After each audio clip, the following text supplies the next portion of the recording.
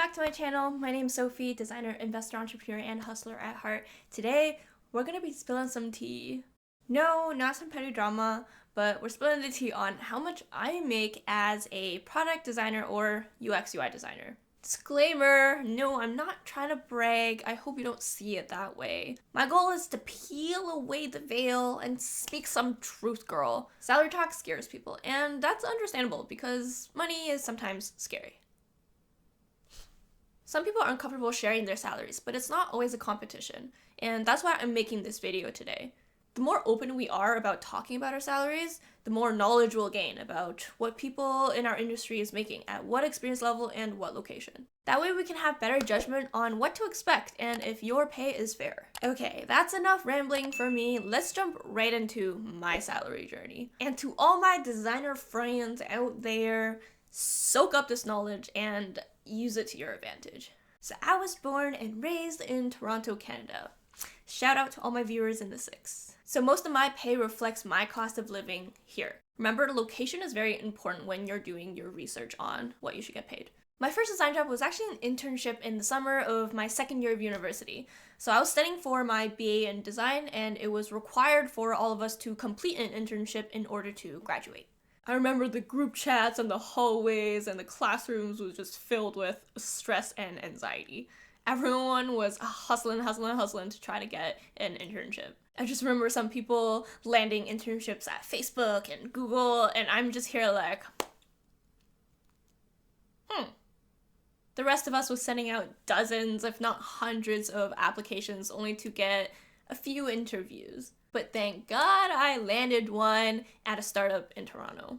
And I got paid, you ready for this? A huge lump sum of $0.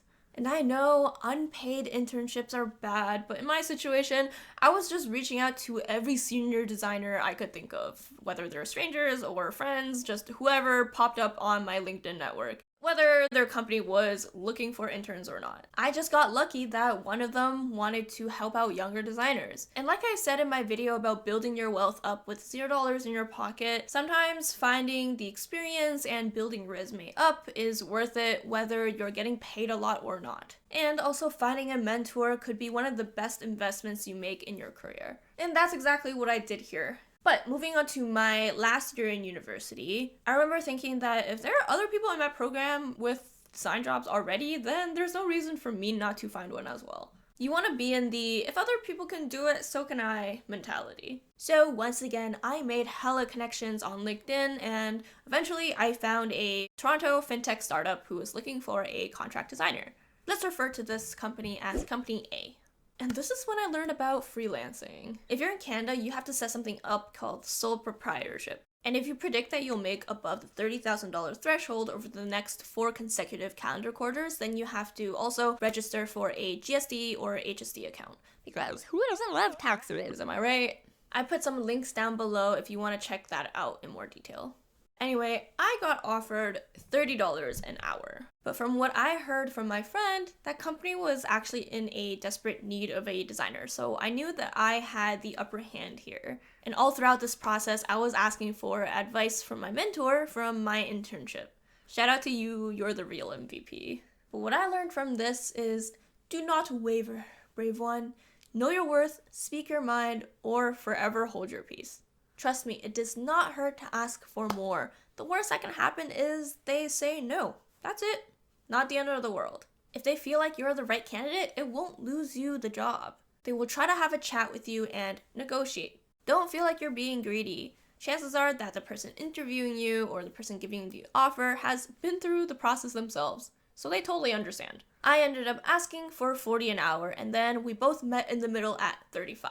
And I was working about 25 to 30 hours at Company A on top of school. And $35 an hour might not seem like a lot to some people, but that was a win in my books because I was officially in the business. I got my foot through the door. Baby, yes! And about 3 months into working at Company A, Company B, a new place, reached out to me. So I thought, why not work 2 contract jobs while I also balance school? So company B was actually looking for a full-time designer, but I told them that I was still in school and I was balancing another part-time job. So we agreed to try things out, give it a shot, and they hired me for some part-time work as well. At company B, we agreed at $50 an hour, no questions asked. But then something magical happens. Graduation rolls around the corner and I am set free from the depths of school. I'm kidding, it wasn't that bad. As a graduation gift, I got a returning offer for a full-time position at Company B since we loved working with each other during my brief contracting period. Woo! And I'm actually still at Company B, but my journey doesn't end there. So I got offered a P60 salary for UX designers, and what that means is that Company B pays better than 60% of tech companies within its area. It was my first full-time job, and honestly, the pay was much higher than I expected. My base salary was $86,000. But that's not it, because now that I'm a full-timer, I get other benefits as well, not just cash. So I got $10K in stocks vested over the period of 4 years, $2K in an HSA, which is a health savings account, and health benefits. On top of this, they are not actually located in Toronto, so they fly me out every month or so to go work with them in the office.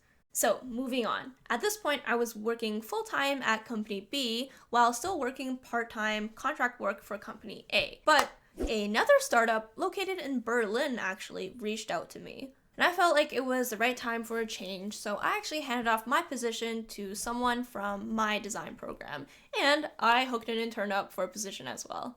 I told Company C that I charged $50 an hour because I did so previously, and the worst thing happened, they said no, but they came back with an offer of 35 euros, which I believe at the time was 44 Canadian, so it was still better than what Company A was giving me. So it was time to say goodbye to Company A. And hello, Company C. Fast forward a little bit, just a little bit, and Company D comes into the picture. So one of my friends from uni was actually working under this design studio, and the founder of the studio is actually also a graduate from the same design program. And I was so curious about what life was like working at a studio instead of a startup. So I ended up interviewing with them. They gave me an offer, so I ended up moving on from Company C to this Company D. And I have to say, the switch was exactly what I needed. It was such a breath of fresh air. Being able to work with a bunch of passionate young designers on many different projects all at once, it was very different from the startup life. This was great for me because I was able to build more on my design skills, learning from other designers. Whereas at Company B, my full-time, I was the only designer, so I was growing more on the business side of things. So this way, I got best of both worlds.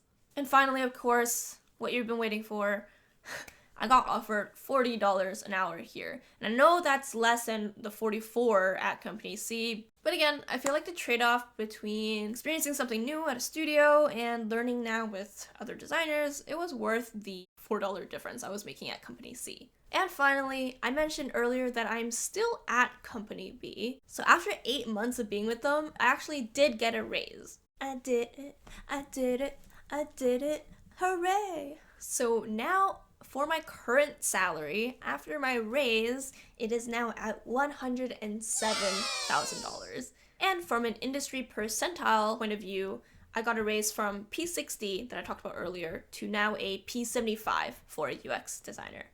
That's a 24.4% increase. So back to the very start of my journey, I was getting paid $35 an hour, right? If we convert that to a salary, it's about $68,000. Compared to now, I'm at $107,000. To put things into perspective, that's a 56.8% increase since the start of my design career. But I'm only 23, so it's safe to say that my journey has just begun. And if I can be at a 107K salary only 8 months after graduating, really, so can you. Remember, it's all about the mentality. Not to be cliche, but hard work really, really does pay off. And don't forget to speak your mind. If you believe you are doing really well and you deserve a little bump, say it. Propose it with stuff that backs it up. Worst that can happen is they say no, but even with that, you can ask why, and you'll have a clear line of sight of how you can improve to turn that no into a yes in the future. The smart companies would know the worth of an employee. Instead of trying to cheat you out of a few $1,000s on your salary, they would much rather give you a competitive pay so that you don't just up and leave them when you find out that you could be getting paid so much more elsewhere. It's much more expensive to find and hire someone new to replace you than to just give you fair pay to begin with. Just saying. And if a company you're interviewing for doesn't see it this way, then that's kind of a red flag and you want to run the other way. The more you know, you know?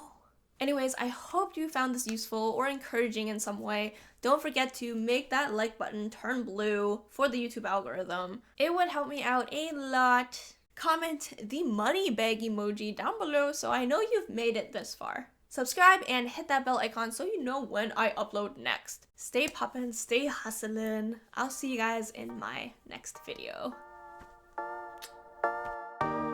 I made it through everything I never thought I would. Held back, now I'm here and it just feels so good.